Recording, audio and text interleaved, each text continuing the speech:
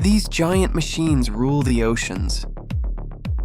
But building one is an incredible engineering process. Everything begins with massive steel plates, delivered to the FactoryXtreme Shipyard.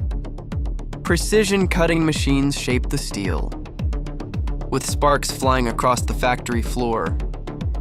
Gigantic cranes lift heavy sections into place. As the ship's massive body slowly takes shape, thousands of welds hold the structure together, creating a powerful ocean-going vessel. Now the heart of the ship is installed. A giant engine designed for global transport. Workers connect electrical systems, pipes, and controls.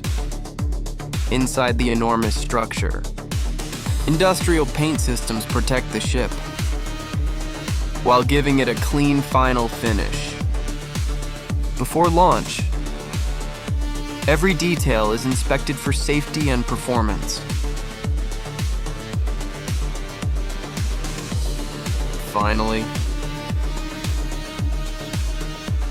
the completed giant ship enters the ocean for the very first time.